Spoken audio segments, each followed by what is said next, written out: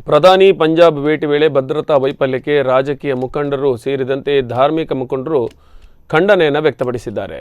ಪ್ರಧಾನಿ ಮೋದಿ ಭದ್ರತಾ ವೈಫಲ್ಯದ ಬಗ್ಗೆ ಉಡುಪಿಯಲ್ಲಿ ಹಲವು ರಾಜಕೀಯ ಧಾರ್ಮಿಕ ಮುಖಂಡರು ಅಭಿಪ್ರಾಯವನ್ನು ವ್ಯಕ್ತಪಡಿಸಿದ್ದಾರೆ.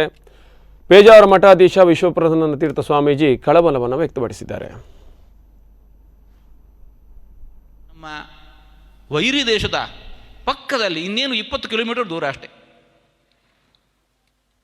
ನಮ್ಮ ಮಾನ್ಯ ಪ್ರಧಾನಮಂತ್ರಿಗಳಿಗೆ 20 ನಿಮಿಷಗಳ ಕಾಲ ದಿಗ್ಬಂಧನ ಆಗೋಯಿತು.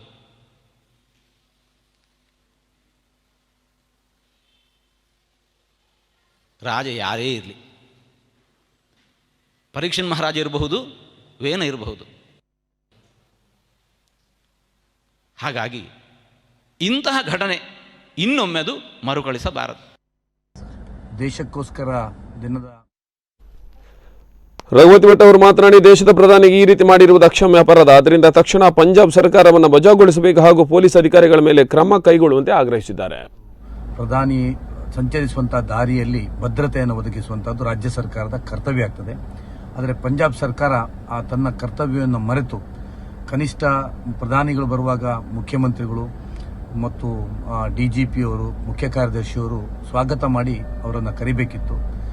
ಅದು ಮಾಡದೆ DGP ಅವರು ಫೋನನ್ನು ಸ್ವೀಕಾರ ಮಾಡದೆ, ಆನಂತರ DGP ಅವರ ಅನುಮತಿಯ ಮೇಲೆಗೆ ರೋಡ್ನಲ್ಲಿ ಪ್ರವಾಸ ಮಾಡುವಂಥ ಸಂದರ್ಭದಲ್ಲಿ ಕೃತಕ ರೈತರಿಂದ ಒಂದು ತಡೆಯನ್ನು ಮಾಡಿ ಪಾಕಿಸ್ತಾನದ ಕೇವಲ ಗಡಿಯಿಂದ 10 ಕಿಲೋಮೀಟರ್ ದೂರದ ಒಂದು ಪ್ರದೇಶದಲ್ಲಿ ಪ್ರಧಾನಿಯ ಕಾನ್ವೆ ನಿಲ್ಲುವಾಗೆ ಮಾಡಿದಂಥದ್ದು ಒಂದು ಅಕ್ಷಮ್ಯ ಅಪರಾಧ. ಇದು ನರೇಂದ್ರ ಮೋದಿಯ ಬಗ್ಗೆ ಅಲ್ಲ, ನಮ್ಮ ದೇಶದ ಪ್ರಧಾನಿಯ ಬಗ್ಗೆ ಅಗೌರವ ತೋರಿಸಿದಂಥದ್ದು ಮತ್ತು ದೇಶದ ಒಂದು ಅಖಂಡತೆಗೆ ದೊಡ್ಡ ಹೊಡೆತ ಅಂತ ನಾನು ಭಾವಿಸ್ತಾ ಇದ್ದೇನೆ.